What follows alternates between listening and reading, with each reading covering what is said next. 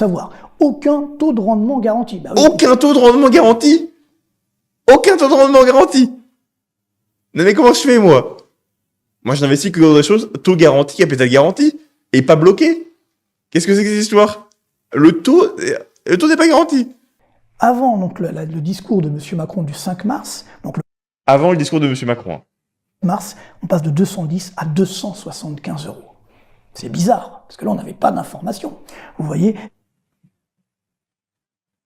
Non mais je vous en rendez pas compte ce qui vient de se passer là.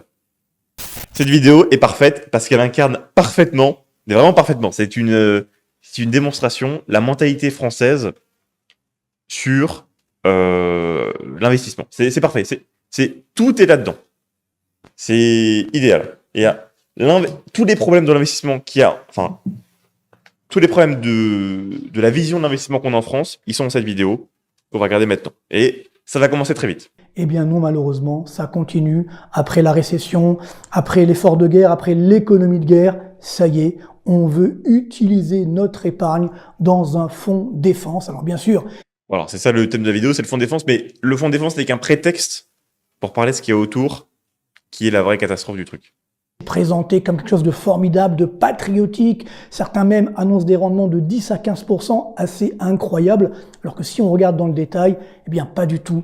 Il n'y a pas de taux d'intérêt garanti, même le capital n'est pas garanti, et en plus, on vous demande de bloquer l'argent au moins 5 ans. On n'a pas encore le détail, mais c'est pour vous dire que ce serait compliqué de faire plus répulsif. D'où cette question. Ah bon, c'est ça. Alors, je vous spoil, les 3 choses principales duquel on va parler, c'est le capital garanti, la durée d'investissement et le rendement garanti. Enfin, juste cette phrase n'existerait pas dans un autre pays, d'accord? Mais c'est en France, on va en parler de ça. On va devoir parler de ça. Vous été très nombreux à me la poser. Est-ce que c'est une opportunité ou est-ce que c'est un piège? Une opportunité pour l'État, c'est sûr, ça va lui permettre de récolter un petit peu de votre épargne. Par contre, un piège pour nous, là aussi, ça risque d'être le cas. Ça fait beaucoup penser aux emprunts russes, à toute proportion gardée, bien entendu. En tout cas, on se doit de voir la réalité en face. Et ensuite, on prendra nos décisions. On va avancer un petit peu quand même. Les entreprises de la défense, cotées sur le CAC 40. Alors, est-ce que ça concerne la France? Pas vraiment, ça concerne plus ceux qui ont suivi nos prévisions. On verra ça tout à l'heure. Mais on commence tout de suite donc avec ce produit, voilà, formidable, le fonds défense. C'est vrai que c'est présenté, donc ça a été présenté le 20 mars. Alors, c'est quoi le principe? C'est très simple, vous allez miser, je dis bien miser, au minimum 500 euros, et ça pourra aller jusqu'à plusieurs milliers d'euros. Mais attention, d'abord c'est bloqué au moins 5 ans, parce que c'est un investissement justement sur le long terme. Donc comme je l'évoquais tout à l'heure, le capital n'est pas garanti. Ça veut dire qu'on... Le capital n'est pas garanti. Ah! Sûr de récupérer 100. Ça, il faut évidemment... En investissant, on n'est pas sûr de récupérer 100. Oh! Savoir. Aucun taux de rendement garanti. Bah oui. Aucun taux de rendement garanti? Aucun taux de rendement garanti? Non mais comment je fais, moi? Moi, je n'investis que dans des choses, taux garanti, capital garanti, et pas bloqué. Qu'est-ce que c'est que cette histoire? Le taux n'est pas garanti. Que si l'État donne un taux de rendement garanti, comme il est déjà surendetté, ça va être compliqué. Donc pas de rendement garanti. Aucun avantage fiscal, parce qu'on pourrait se dire, bon, au moins, on va pouvoir avoir un avantage fiscal. Pas du tout. Et enfin, c'est ça peut-être le pire, aucun détail sur l'utilisation des fonds. On vous dit, oui, on va investir dans des entreprises. C'est pas très grave, c'est moins grave. Osez dire la vérité. Ouais. Mais j'ai fait justement une interview sur France 24, ils ont fait un petit reportage, qui est d'ailleurs sur YouTube, vous pouvez l'écouter, où donc Nicolas Dufourcq, le PDG de BPI France, donc celui qui va gérer justement ce fonds, a sorti une phrase incroyable. Donc à la une phrase incroyable. Attendez, préparez-vous à attendre la phrase incroyable. De la présentation de ce fonds, et je vous ai noté exactement ce qu'il a dit. Il a noté exactement. Simplement, il faut savoir que quand on investit en fonds propres, ce qui est le cas là parce qu'on investit dans une entreprise, oui, vous pouvez tout perdre. Alors évidemment, personne n'en a... Non mais attends, c'est en train de me dire que... Attends, laisse-moi réfléchir. Ça veut dire que si je fais un investissement, je peux perdre de l'argent que j'investis. Non, mais ça, c'est intolérable, ça. Non, mais quelle honte, mais qui a autorisé ça? Non, mais je vous le demande. C'est un investissement dans les entreprises, et t'es en train de me dire que si l'entreprise fait faillite, je vais perdre mon argent. Et attends, sous-texte, ce n'est pas un livret protégé par l'État?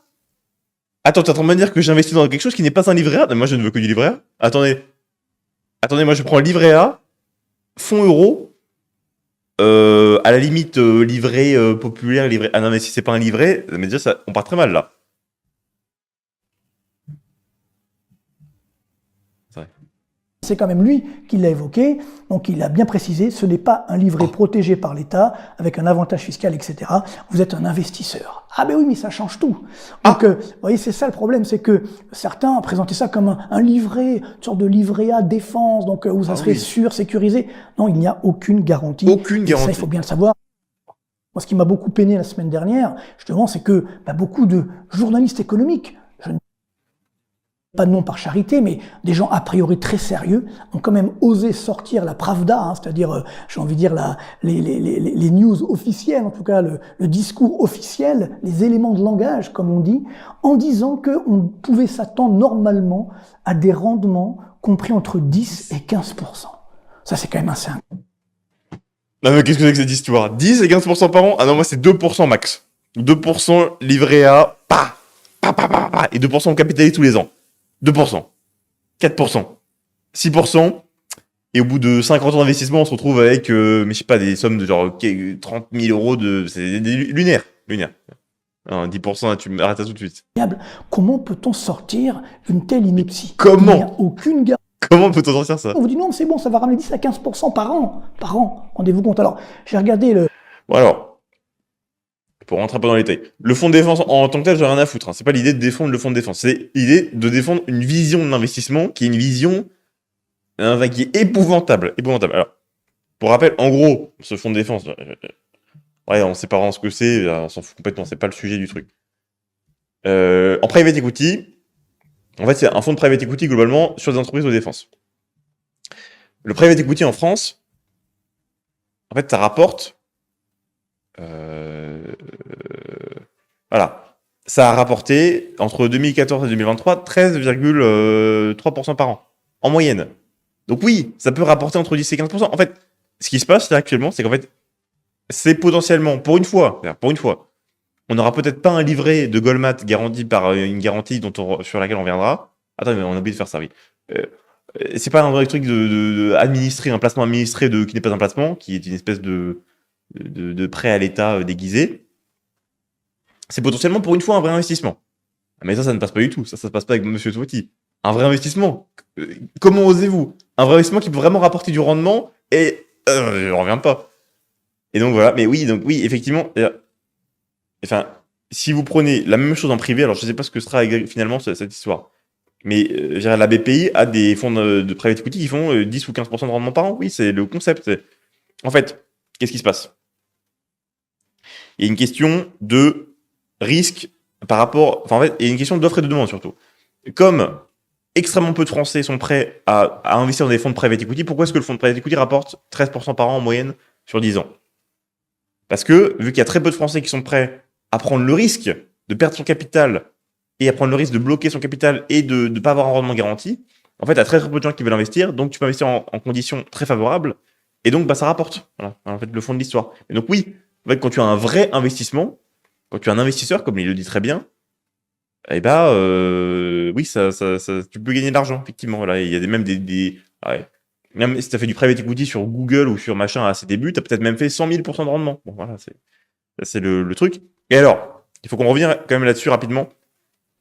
J'ai oublié, my bad. Pour la garantie du capital. Bon. On va arrêter ce délire tout de suite.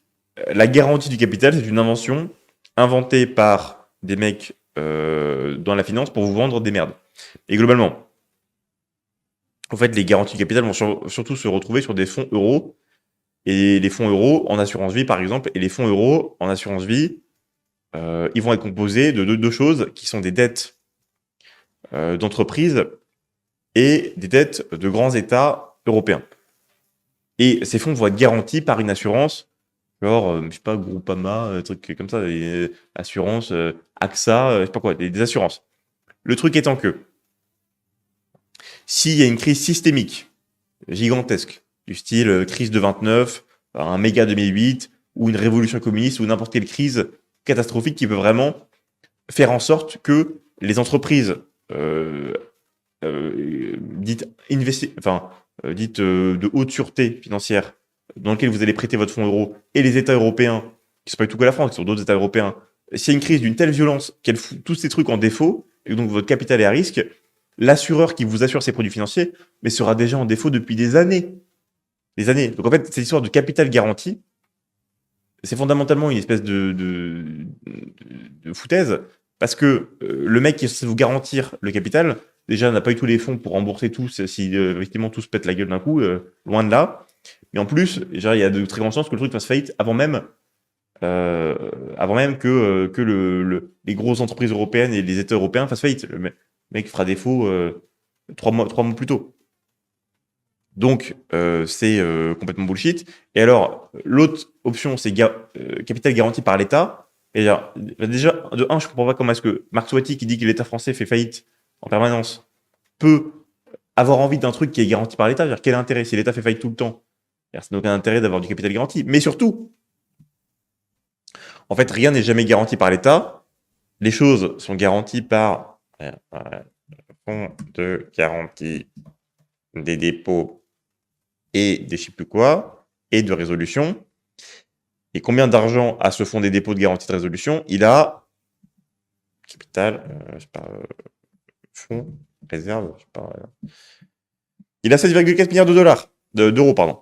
Donc en fait, et ça, toutes les garanties de l'État reposent là-dessus. Un truc qui a 7 milliards d'euros. Il y a 6 000 milliards d'épargne en France. La moindre banque un peu systémique, elle a 100 milliards minimum d'actifs. Donc je veux dire, s'il y a une crise catastrophique, combien de temps vont durer cette garantie de 7 milliards? Je vous le donne en mine, 2 jours.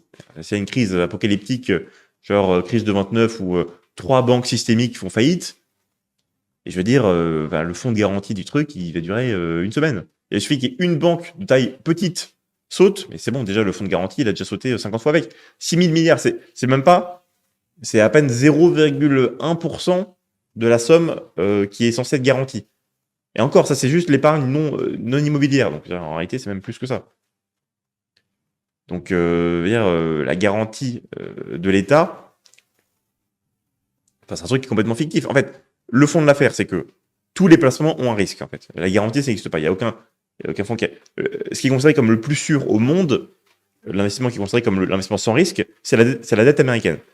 La dette américaine, il y a des gens qui pensent qu'elle va faire défaut dans 2 ans. Et ça, c'est considéré, nonobstant, comme le truc le plus sûr au monde. Et rien n'est considéré comme plus sûr que ça. Tous les investissements ont un risque. Même si vous prêtez de l'argent à Bernard Arnault, le risque peut être très très faible, le risque peut être infime. Mais il y a toujours un risque. Et vouloir prendre une garantie pour se protéger de ce risque infime est complètement débile, parce que souvent, le personne qui vous donne la garantie n'est pas en capacité de vous garantir quoi que ce soit en cas de... C'est comme prendre une garantie pour une guerre nucléaire, un peu. C'est une guerre nucléaire... il y a quelqu'un qui vous donnerait une somme d'argent s'il y a une guerre nucléaire en France. C'est une guerre nucléaire en France, vous allez avoir du mal à récupérer votre somme d'argent, même si vous êtes en vie, le truc sera explosé depuis longtemps. Donc, ce genre de capital garanti est une escroquerie, globalement, une espèce de farce, destinée à des investisseurs novices pour leur faire payer, parce que tout se paye, toute garantie se paye. Donc les assureurs sont ravis, l'État est ravi, tout se paye. Cette garantie, elle est payante. Et donc, les mecs, ils vont payer leur petite garantie, et la seule garantie du capital garanti, c'est qu'en fait, votre argent aille dans la poche du garant. C'est juste ça l'histoire. Il n'y a pas d'autre garantie à part ça. Donc voilà, et c'est pour ça que tous les investisseurs un peu haut de gamme qui ont de l'argent n'achètent aucun placement sans risque, n'achètent aucun placement à capital garanti. Alors, jamais personne va acheter un truc, jamais Warren Buffett va acheter un truc produit structuré ou je sais pas quoi, ou une merdouille de fonds euros. Personne ne fait ça. La seule exception étant la dette américaine, qui en théorie n'est pas garantie. C'est juste considéré comme le placement de référence sûr. C'est tout. Mais c'est complètement, voilà, donc c'est sûr de capital garanti. C'est complètement bullshit. Et donc, se plaindre d'un placement sous prétexte qu'il n'a pas de capital garanti, enfin, c'est littéralement... c'est indigne d'un mec qui s'y connaît en investissement. C'est indigne de ça. Là, ce qu'il est en train de dire, en gros, c'est... Oui, en gros, c'est pas un fonds euro d'assurance vie à 1,5% de rendement garanti par an, avec 3% de frais, et nul, et qui, en cas de crise financière de façon systémique ou en cas de révolution communiste, évidemment, disparaîtra comme tout le reste. C'est pas plus garanti qu'autre chose. Sous prétexte que c'est pas ça, c'est un investissement de merde. Mais non, c'est un argument nul. À la limite, il aurait dit, oui, c'est géré par l'État, donc c'est de la merde, là, j'aurais dit, ah, pourquoi pas? Ah, tu me dis, c'est géré par l'État, donc c'est de la merde, why not? Et me dire, c'est pas garanti, donc c'est de la merde, mais c'est indigne. Vous êtes un investisseur. Ah ben oui, mais ça change tout. Donc, vous voyez, c'est ça le machin. problème, c'est que Et donc certains ensuite, on présentent arrive ça sur un comme troisième un point, livre très important. par an pendant 10 ans, vous voyez, parce il faut appeler un chat un chat. Bien entendu, mais c'est pas les 15%. Et surtout, Donc, entre 10 et 15%, après il dit, oui, 12%, parce qu'évidemment, le rendement moyen de private equity est très élevé en France. Et il dit 12%, c'est pas 15%. C'est ridicule. Mais bon, bref. Et alors, l'autre point auquel je voulais voir, c'est ça. Il parle de la performance et tout. Non, mais quoi? Il n'y a pas de truc sur le. Bon, c'est pas grave, on va devoir revenir en arrière alors.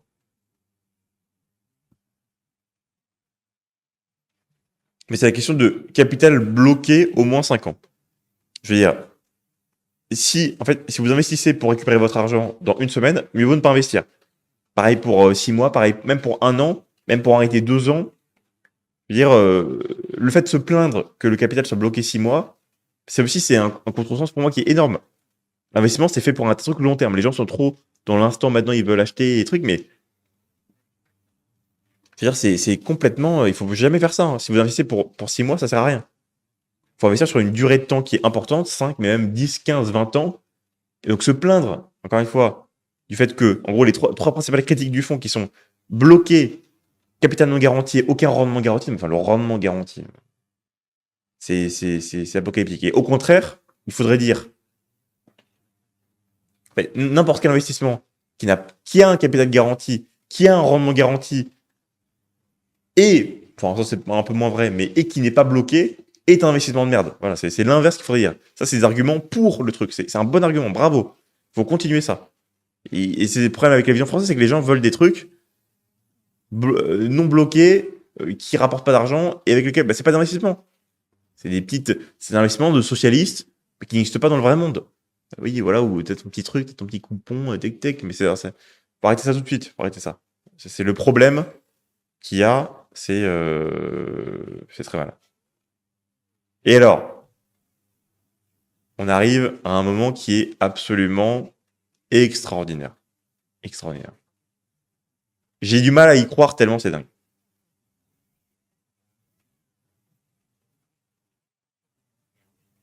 Attendez, est-ce qu'on est sur le bon truc ou pas? mais globalement, c'est pareil quand même très compliqué. Donc encore une fois, il faut raison garder, et je trouve ça très dangereux de jouer sur la crédulité des Français, le manque de connaissances économiques et financières des Français. Pour Bref, attendez, juste petit point. Son discours là, il incarne parfaitement ce que veulent les gens qui n'ont pas d'éducation financière. Ils veulent absolument ça. Attendez, on va parler vite fait de ça avant, attendez, parce que j'ai un petit truc. Regardez, le problème de la France, le problème de l'investissement en France, c'est parfaitement ça. Et c'est justement pas que les gens veulent. Là, il dit, oui, les gens n'ont pas d'éducation financière, donc ils risquent d'aller vers ce produit qui est très dangereux. J'en sais rien, c'est pas de ce produit, encore une fois, dont on parle particulièrement. L'idée de dire ça est une honte. Et justement, j'ai regardé ça tout à l'heure sur Reddit, hier plutôt. Donc un mec qui dit, par exemple, ça c'est le drame de la France, ça c'est le drame français, sous vos yeux. Je viens de vendre mes stock options, voilà, donc j'ai 400K et j'ai 100K d'épargne. Voilà, évidemment, livré à PEL parce que c'est un Français, voilà, évidemment, all-in livré A. Et il a envie d'investir, en gros. Vous avez des conseils d'investissement. Voilà, littéralement, le commentaire le plus liké, à peu de choses près, c'est ça. Si tu n'aimes pas la bourse et que tu veux pas t'embêter dans l'immobilier, mais simplement sur des fonds euros dans une assurance vie, ton argent reste au chaud et tu gagnes 3% par an. Et voilà. Et ça, c'est un commentaire liké, hein. Le mec a 500 000 euros. 500 000 euros. Il lui dit même pas, oui, mais un tiers en fonds euros, un tiers en actions, un tiers en je sais pas quoi. Non. All-in, fonds euros, assurance vie. Le mec a 500 000 euros. C'est-à-dire, même pas, mais 100 000 euros en actions. Non, surtout pas. Attends, tu risquerais de prendre un risque. Voilà le drame français. 500 000 euros, donne ton argent, achète va bien sur des fonds euros assurance vie, rendement garanti 1% par an. Voilà, on va voir ça d'ailleurs. C'est là le drame, le vrai drame de la ligne d'éducation financière de la France, c'est ça. Placement préféré des Français. Ah, c'est ça, c'est des trucs comme ça. C'est exactement ça.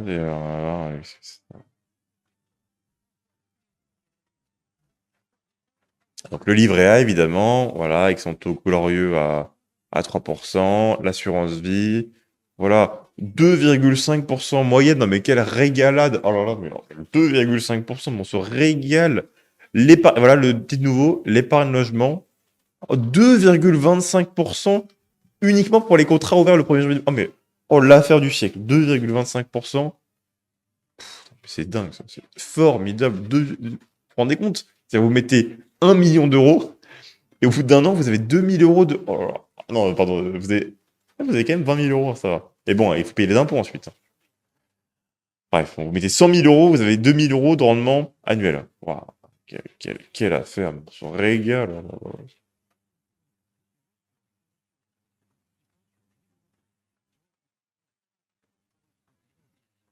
J'y paye que proportion d'allocation de portefeuille. Mais je sais pas, tu mets 75% en bourse. 25, mais encore, enfin, en réalité, c'est que la vraie allocation optimale selon la science, c'est all-in. Ah, si tu investis sur le long terme, évidemment. All-in, action américaine. Terminé. All-in S&P 500, all-in Nasdaq 100. Voilà, c'est ça le meilleur truc. Bon. Ça fait 50 ans que c'est le meilleur truc. Si vous voulez, faire. Mais si tu veux la jouer, c'est-à-dire défensif, vraiment, mais ça c'est le plus défensif du plus défensif. Je ne tolère pas plus défensif que ça. Tu prends 35% action, 35% immobilier, et encore, ça me fait mal de le dire. Moi, je suis contre ça. Et 35% obligations hybrides, si ça te fait plaisir. Ça te fait plaisir, allez, vas-y. Ou tu veux prendre un peu d'or, ça te fait plaisir. Et déjà, c'est très mal, ça. Mais bon, là, je tolère ça. Mais de dire all-in fonds euro, non mais vas-y. Je ne peux pas supporter ça. Je ne supporterai pas ça.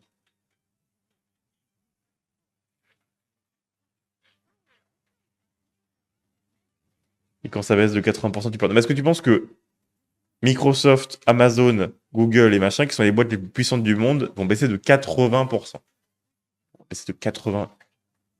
Baisser de 80%. C'est-à-dire, Google va se payer 2 fois le ratio PE. Amazon voudra. Mais même je sais pas pourquoi tu dis 80%. Pourquoi est-ce qu'Amazon passerait pas carrément à 1 centime l'action?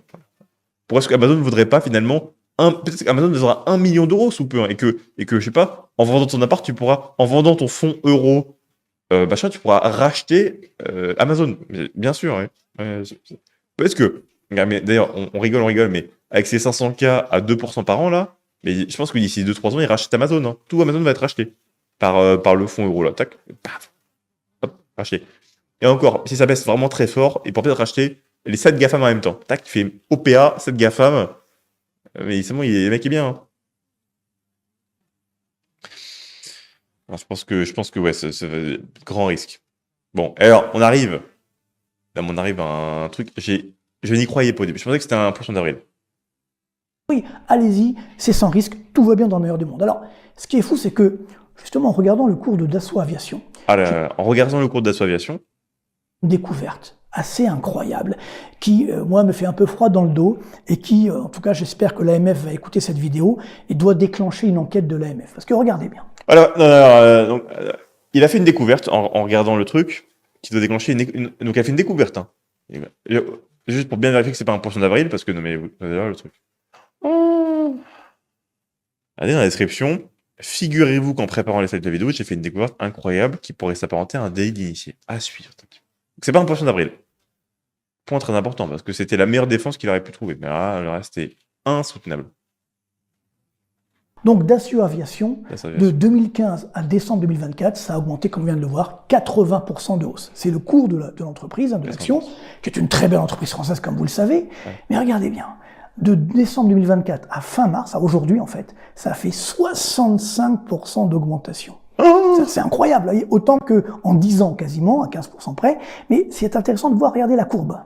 Parce que, vous voyez, même En fin d'année dernière, vous voyez, on est autour à peu près des 190 euros l'action. Après, le 6 février, on monte à 210, puis, alors que là, a priori, il n'y a rien, on ne parle pas d'effort. Ah non, il n'y a rien à ce moment-là. Guerre, on ne dit pas que on va faire une guerre avec la Russie, etc., ou quoi que ce soit.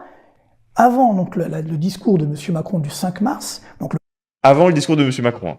mars, on passe de 210 à 275 euros. C'est bizarre, parce que là, on n'avait pas d'informations. Vous voyez? Non mais je vous en rendez pas compte ce qui vient de se passer là. Je n'en reviens pas. Attendez, on va réexpliquer ensuite. Bien sûr, alors là, le 24 mars, on est monté à 312 euros, donc 65%. Qu'est-ce qui se passe dans cette séquence? Qu'est-ce qui se passe dans cette séquence? Je peux remettre si vous voulez un peu. 10 euros l'action. Après, le 6 février, on monte à 210, puis, alors que là, a priori, il n'y a rien, on ne parle pas d'effort de guerre, on ne dit pas que on va faire une guerre avec la Russie, etc., ou quoi que ce soit. Avant donc le discours de M. Macron du 5 mars, donc le 4 mars, on passe de 210 à 275 euros. C'est bizarre. C'est bizarre. Alors, qu'est-ce qui se passe?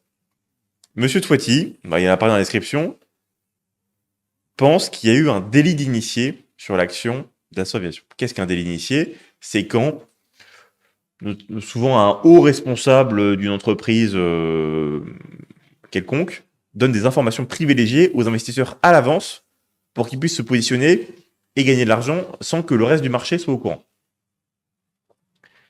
Ce que suppose en fait Monsieur Toiti, c'est que entre le 6 février et le 4 mars, il y a eu un délit d'initié fait par les investisseurs qui ont acheté l'action d'Assaut.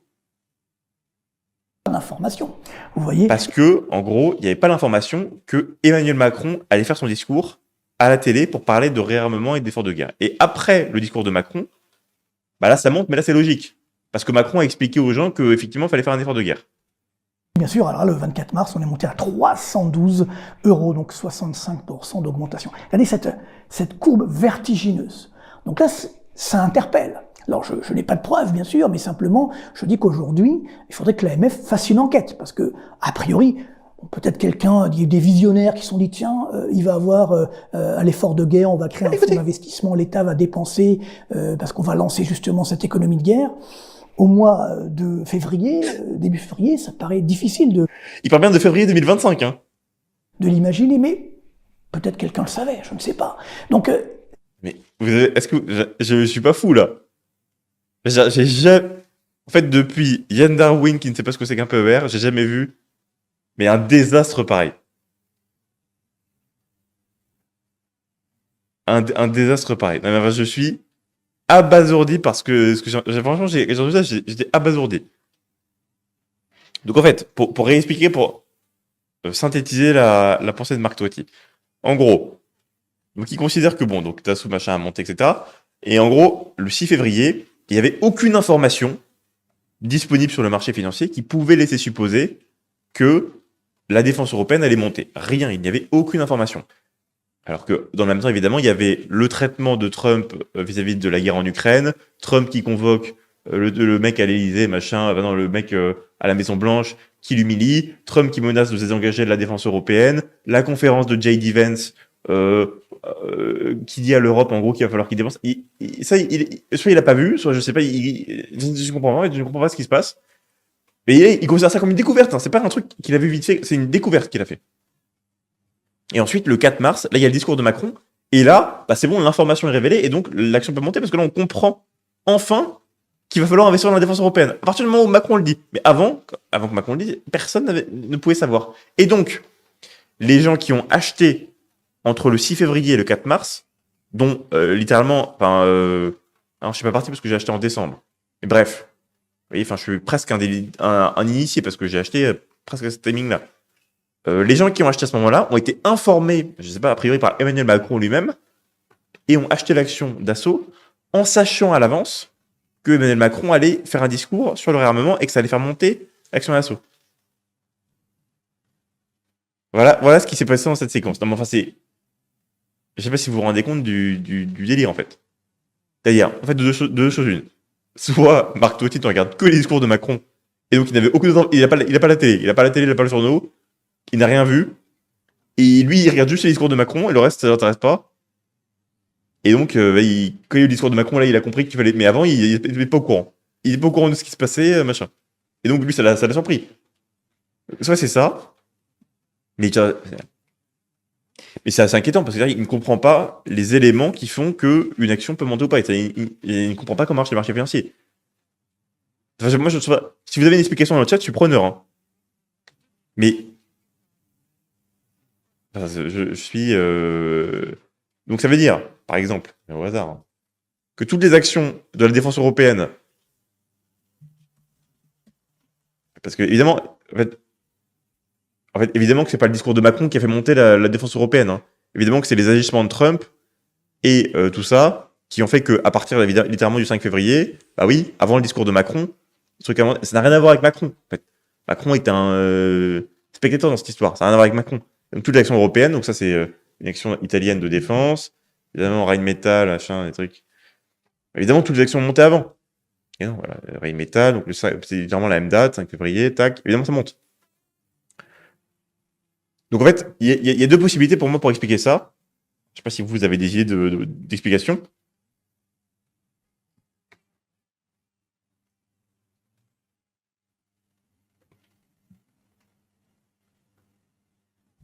Mais en fait, les deux explications, c'est soit Marc Totti ne sait pas ce que c'est qu'un délit initié, mais c'est même pas une explication suffisante. Mais déjà, il ne sait pas ce que c'est qu'un délit initié. Parce qu'un délit initié, c'est un mec qui donne une information privilégiée. Là, l'information qui a fait bouger le marché, c'était Trump. Donc même si Macron avait dit à ses amis que Trump allait faire ça, ça aurait été une anticipation de sa part et ça n'aurait pas été un délit initié. Qu'est-ce que tu veux que fasse l'AMF là-dedans? C'est pas un délit initié. Qu'est-ce que tu veux que fasse l'AMF? Il ne pourrait même pas y avoir de délit initié. On va lancer justement cette économie de guerre, fasse une enquête, parce que, a priori, peut-être quelqu'un, des visionnaires qui se sont dit, tiens, il va avoir à l'effort de guerre, on va créer un fonds d'investissement, l'État va dépenser, parce qu'on va lancer justement cette économie de guerre. Au mois de février, début février, ça paraît difficile de l'imaginer, mais peut-être quelqu'un.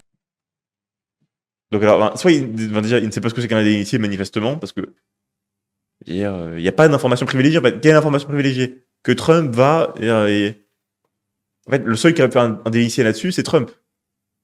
Mais Macron, qu'est-ce qu'il fasse? Ou alors il avait... Bref, n'importe quoi.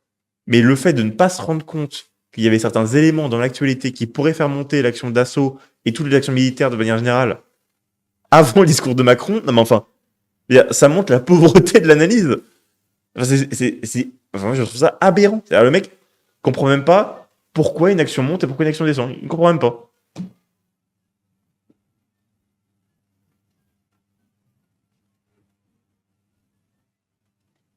Non, mais moi, je serais ravi si je peux débattre avec lui, mais déjà, là, c'est inquiétant premier degré. Hein. Et si vous avez une explication, je suis tout à fait preneur. Hein. Qu'est-ce qu'il raconte là? Si vous voulez même, vous m'envoyez une explication, vous regardez la vidéo vous-même, vous m'envoyez une explication. Pour moi, c'est un naufrage. Je ne sais pas. Donc, c'est vrai que c'est un petit peu troublant, va-t-on dire. Alors, on a la même chose sur Thales. Thales, c'est même encore pire, parce que vous voyez que l'action avait même baissé en fin d'année dernière, parce qu'on était même tombé à 136 le 3 janvier, 306 € le cours de l'action. Après, on monte à 160, et donc maintenant à 245. Alors maintenant, évidemment, c'est logique, puisque on se dit l'effort de guerre, les commandes militaires. Voilà, maintenant c'est logique, mais avant, en février, c'était impossible de s'y attendre. Donc, tout va bien, mais avant, regardez bien cette flambée. C'est quand même un petit peu intéressant et un petit peu troublant. Donc, messieurs de l'AMF, à vous de faire votre travail. Je pense que là, il y a une enquête qui doit être menée. Je suis sans voix. Je suis sans voix, voilà. Il a fauché, là. Non, mais en fait, je vois même pas l'intérêt, parce qu'en plus, c'est même pas une vidéo qui a particulièrement bien marché, tu vois, ce truc. Et l'intérêt de dire ça, à part... En fait, moi, ça me fait peur parce que... c'est pour ça que, au début, je disais très sérieusement, est-ce que c'est un poisson d'avril ou pas? Moi, j'étais très sérieux quand je disais ça. C'est tellement absurde que, pour moi, la meilleure explication, c'était poisson d'avril. Et je dis ça sans aucune rigolade. Je n'ai pas d'autre explication encore maintenant que ça.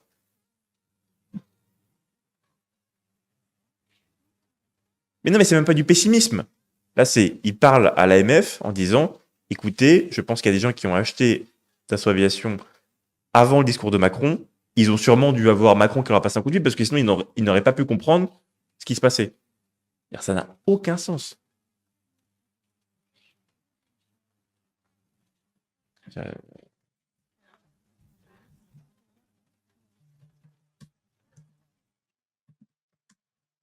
Par exemple, le discours la rencontre entre Macron et Truc qui s'est passée le 28 février, donc avant le discours de Macron, ça n'aurait pas pu impacter les cours. Non, c'est impossible. Ah non, non. C'est que le discours de Macron. Tout dépend des discours de Macron. Je veux dire, je trouve ça abracadabra. J'en reviens pas. Franchement, j'en reviens pas. Et donc c'est là, je pense qu'il faut que les gens fassent attention à ce qu'ils écoutent. Hein. Parce que le niveau d'analyse, inimaginable. Hein.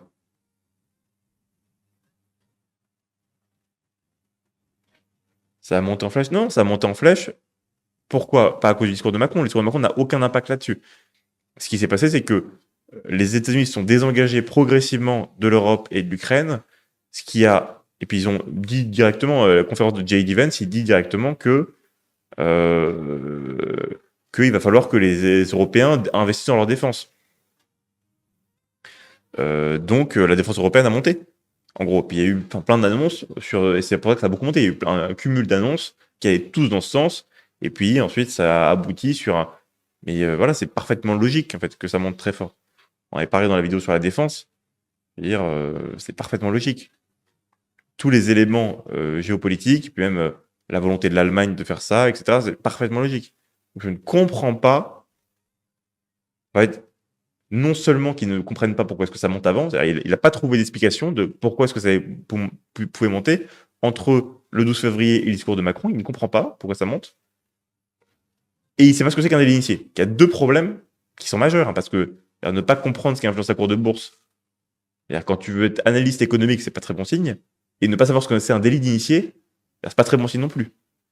Donc non, les deux cas, je pense que les gens se rendent pas forcément compte parce que ils sont, peut-être que le public est pas trop dans la finance, mais c'est un naufrage, quoi.